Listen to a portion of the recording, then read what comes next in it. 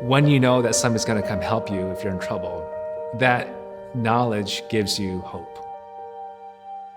That hope can really help you hang on and live. Things like natural disasters or places where there are no roads. Even the most capable of off-road vehicles can get stuck. What if we can combine robotics with the car, and so that the car could walk and go places where a traditional car could not go?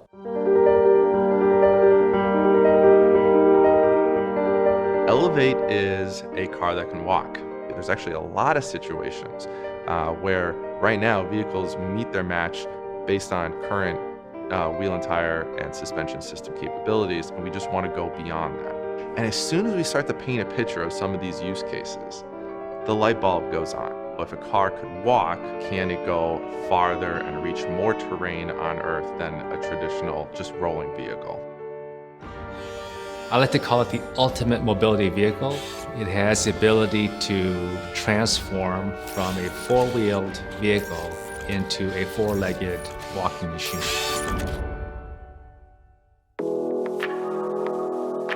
The mission of Cradle is to be the hub of innovation for Hyundai Motor Group. This hub is actually a network of offices to help facilitate and be the catalyst to accelerate the adoption and the use of technology, helping Hyundai transform from an automotive-centric manufacturing group to one that is about smart mobility, smart transportation.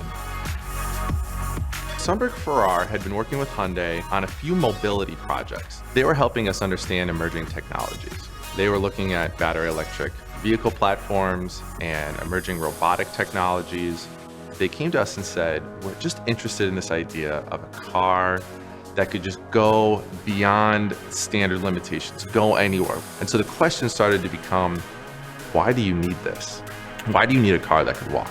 One of the use cases is in search and rescue. We wanted to have the ability for the interior seats of the vehicle transform from a seat into a stretcher that can be used by the rescuers to lift and carry a person back into the vehicle.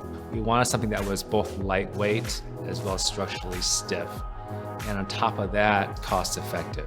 I wanted to explore other technologies, in this case with Autodesk, about the use of internal structures within the frame of the seat itself that could provide a very high efficiency of stiffness. Math, in this instance, is beautiful. What is super unique about this vehicle that no other robotic vehicle does, where the vehicle can move into reptilian or mammalian mode and still fold up and drive like a normal vehicle. So we need to create lightweight legs that are strong and robust, can handle the torque of the electric motors we're using, and try and lightweight the package. And we've used some Autodesk generative practices on that. Yeah, generative design really allows us to tackle complex problems that would take somebody probably a lot more time than they have to go through different analysis. So I think it's a mind multiplier, I like to call it.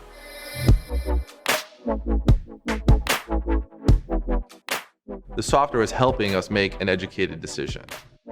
It's forcing us to look at the different manufacturing techniques. 3D printing versus cast magnesium. There's different cost factors, there's different strength performances between the two, there's timing implications. As a car designer, the part that excites me about generative design is the change in my kind of mental focus from subtractive methods to this growing mentality. I'm growing CAD data. It's a different way of seeing a sculpture created in CAD. With Autodesk, I hope to explore that even further. What are the tools to help kind of experiment with that digitally? And what are the tools that help to put this together in the physical format? And how do we iterate that, rapidly? I'm looking forward to the day that we can turn Elevate from sort of the concept of today to the experimental prototype of the future to the product that can be out there in the field helping people.